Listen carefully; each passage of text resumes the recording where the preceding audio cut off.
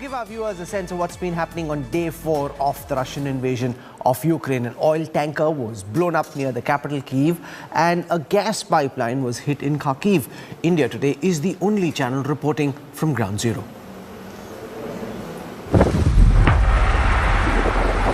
Mind-numbing images of Russia's invasion of Ukraine.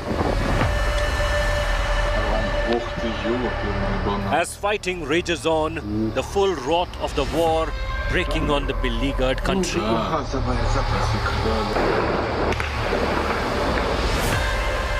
Capital Kiev, surrounded by Russian troops, woke up to sounds of gunshot and explosions triggered by Russian forces.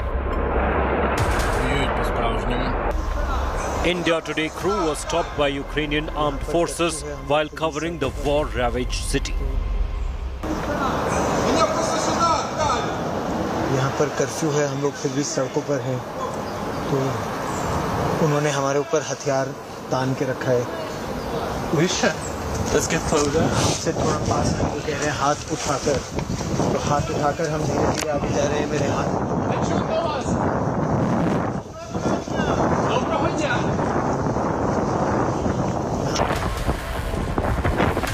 Heavy shellings and Russians firing rocket arsenal led to a massive breakout of fire at a petroleum depot in Vasylkiv, about 40 kilometers from the national capital.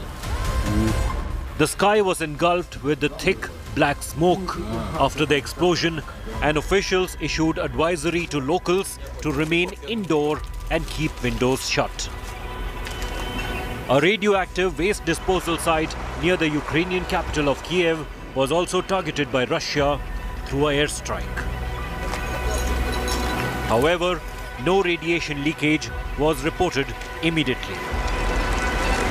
This is how the city center looks right now.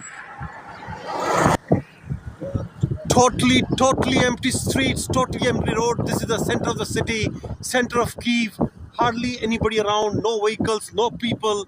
So this is totally, it's like a war zone now. A bustling city, a metropolis coming to a halt, totally empty, like a deserted city right now. Russian forces targeted a 9-story residential building in Bucha. This resulted in massive damage to the property.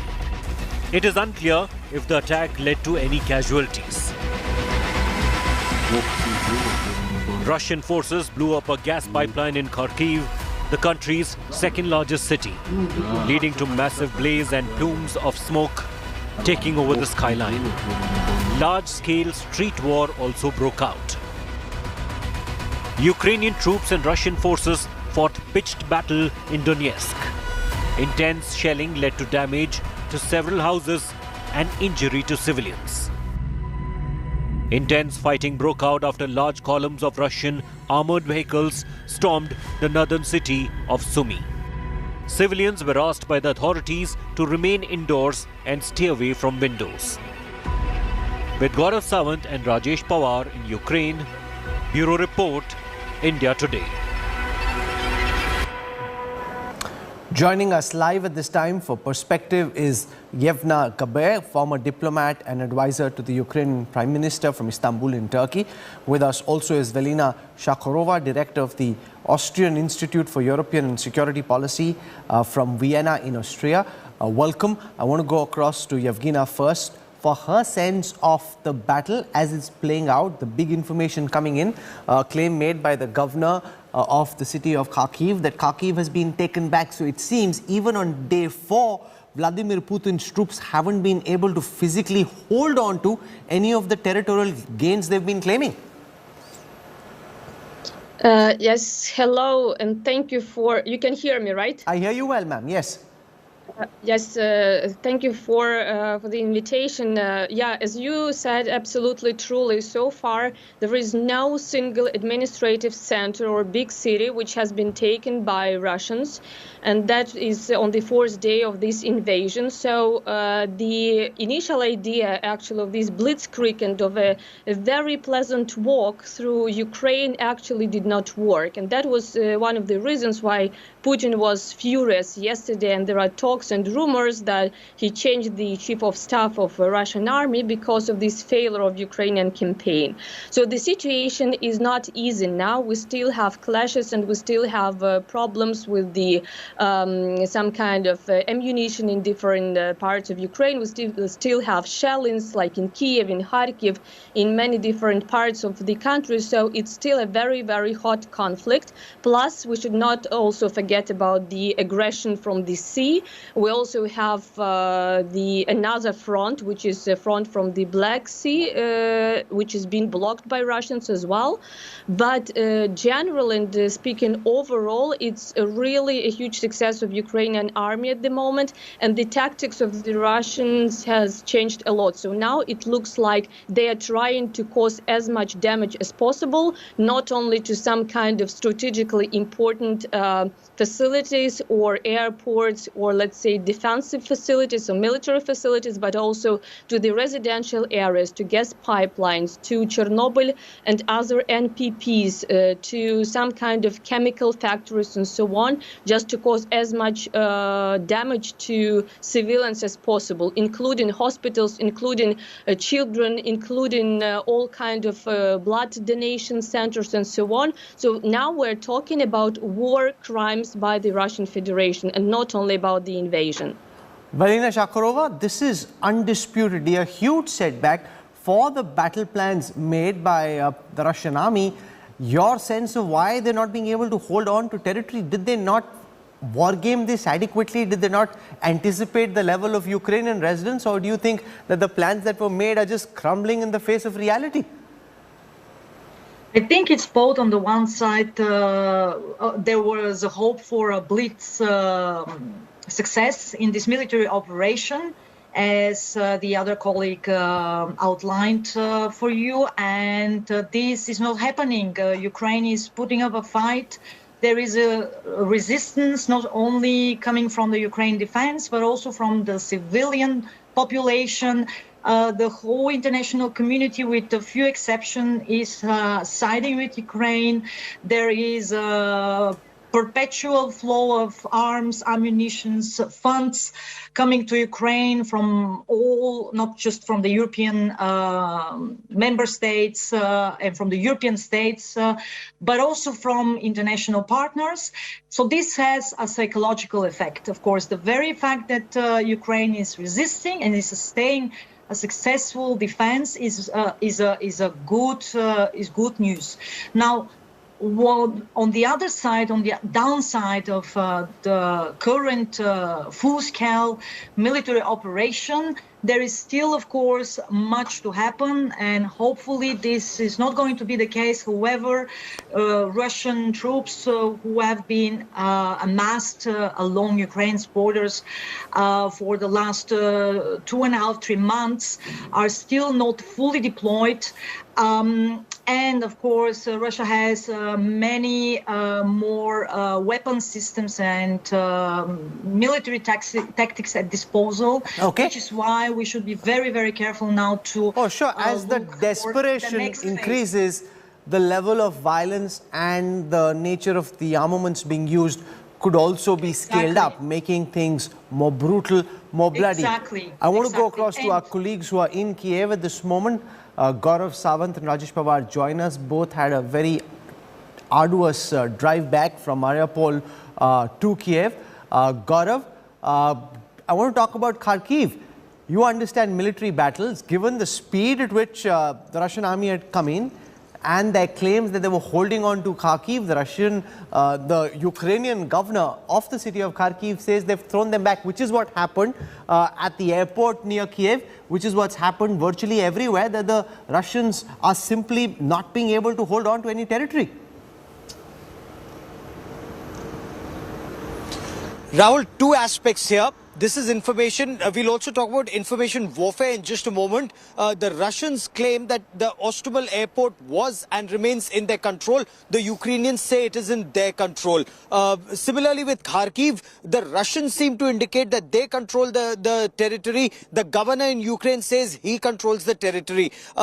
Should the Ukrainian version be true, the impression very clearly is there is a problem in the teeth-tail ratio, that the teeth are able to dig in, the tail is not able to fetch up. The reinforcements are not able to come in, and counter-attacks from the Ukrainian side is then forcing the Russians back. That would prima facie appear to be the case primarily, but that's point one. Point two is, Rahul, the nature of artillery attacks that are taking place, the nature of bombing that is taking place around Kiev, not yet inside Kiev just now when we are here.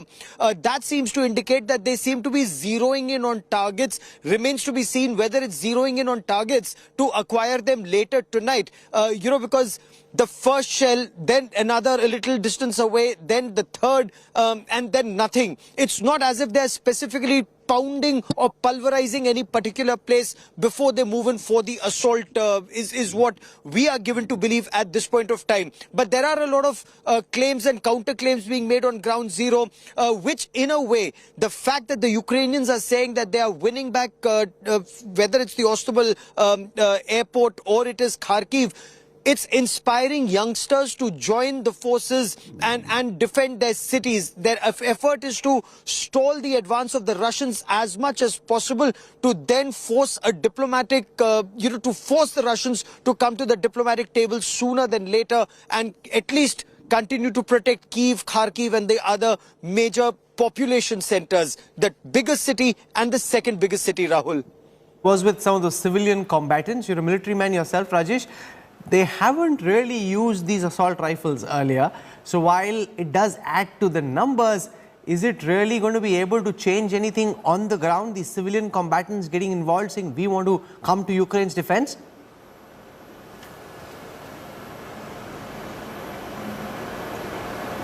Rahul, is your question to me? Yes, it is, Rajesh.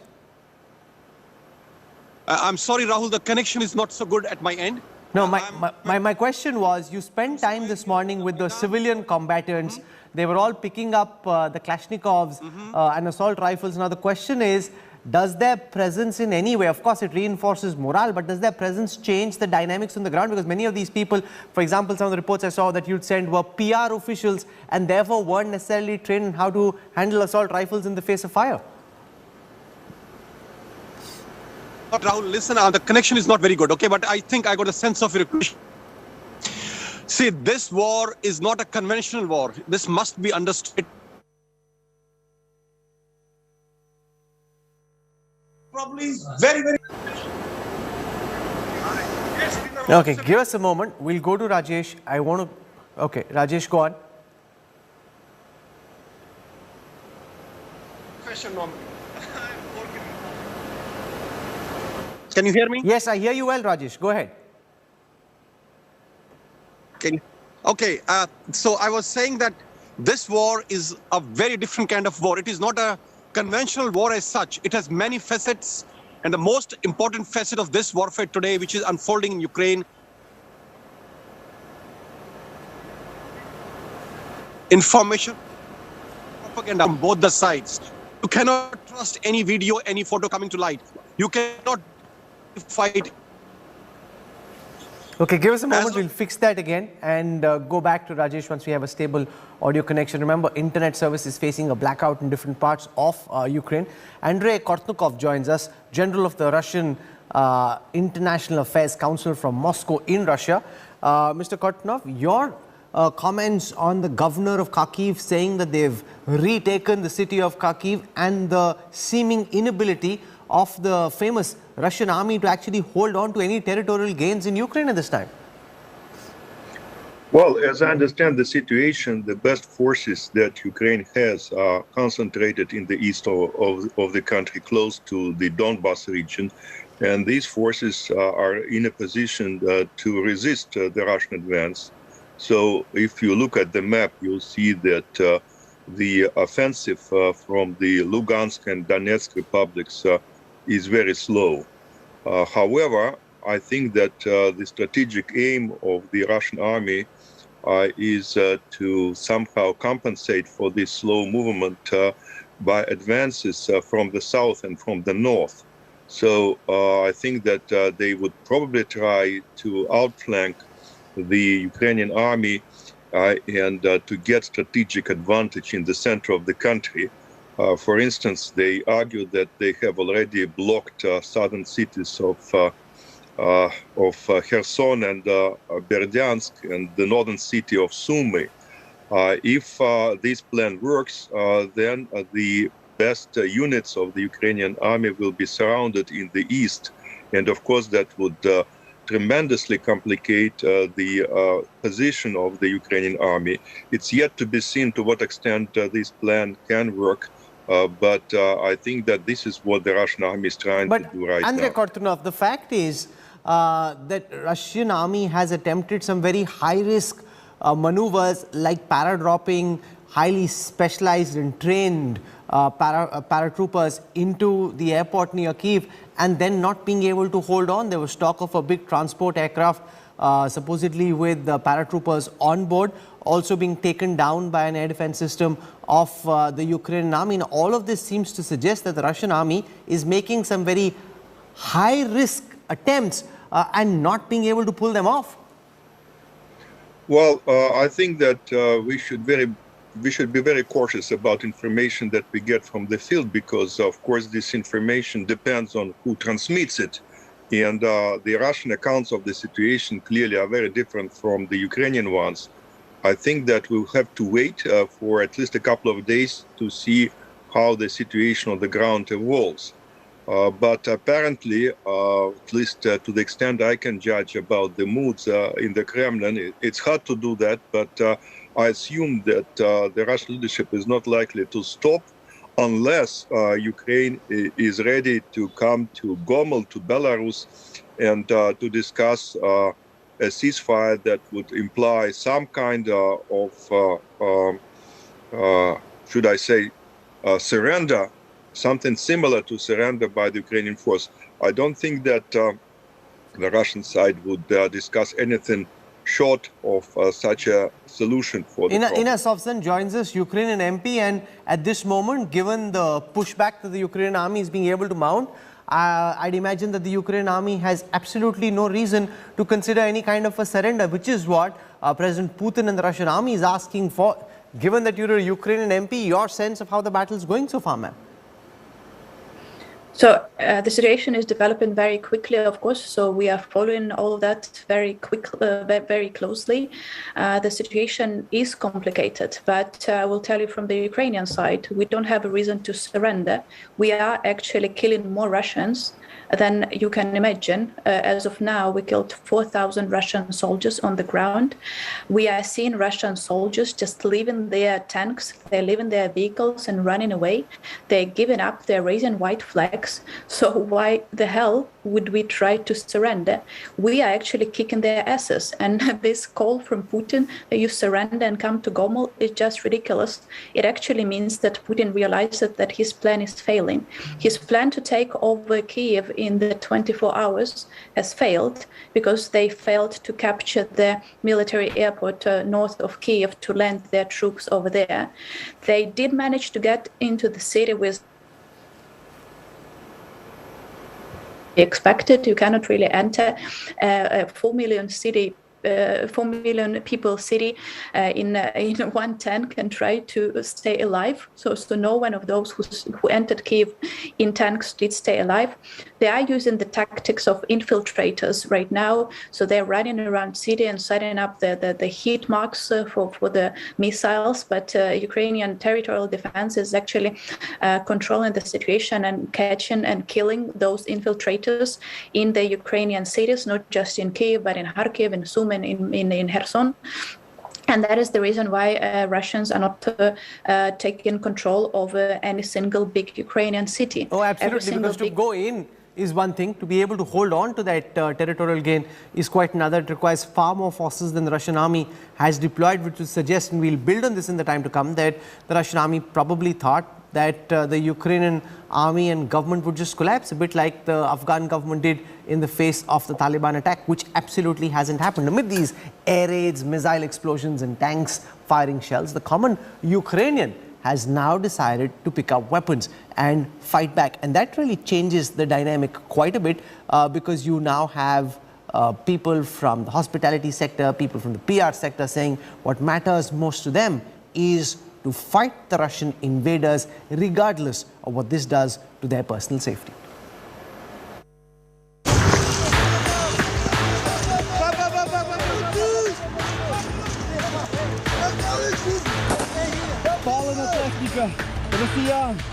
Civilians in Kiev's territorial defense center putting up their last stand. Youngsters, techies and even teens arming themselves, donning combat fatigue, ready to battle the invading force. Telling India today with boyish enthusiasm that they are ready and raring. Slava Ukrainia! Slava Ukrainia! Yes, they are ready to fight. You see there, he's a young guy. He probably is very, very young. He's probably 17, 18, but they're all ready to fight for their country. Amid air raids, missile attacks and tanks firing shell, the common Ukrainian is resisting hard. Olga, are you also ready to fight for Ukraine? Yes, I'm ready to help to fight. At least I can sort out the medicine. Alex, what is your profession normally? I'm working in public relations. And right now, right now, you see, he's holding a real Kalashnikov, a public relations officer, because his country needs it. If I won't make it, no one make it. So I'm here to protect my wife, my family, myself, my country from the Russian invasion. I'm an IT guy, actually. I'm not a military guy, but I also have the gun, and all of my friends, they come to government, and government take them to the militia and give guns. So we will fight for our land, and we will kill all Russians. It is not often that the world sees civilians in full combat gear.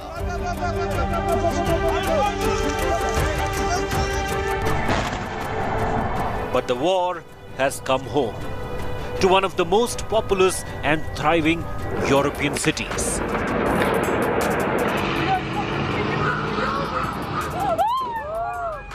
Sparking a full-fledged urban warfare, bordering in guerrilla tactics by residents, many of whom are heading home from overseas to join the war.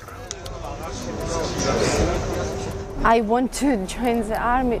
I want to fight. I want to live on my earth, in my Ukraine. And I don't want to die our soldiers, our Ukrainian soldiers. They are very brave. And we all the Ukrainians, women, pray for them. Russia knows the pitfalls. Hence, it is sending its troops disguised as Ukrainian soldiers to crush the resistance. But many of them have been nabbed. The urban warfare now threatens to prolong the war and make it even bloodier. With Rajesh Pawar in Kiev, Bureau Report, India Today. We'll slip into a very quick break. When we come back, we'll try and make sense of all the information and misinformation that's being put out. We'll try and give you as realistic a sense as possible of the order of battle in the Russian invasion of Ukraine. This talk put out by a Russian delegation of potential peace talks. We'll look at that and a lot more when we come back on the other side of a quick break. You're watching India Today.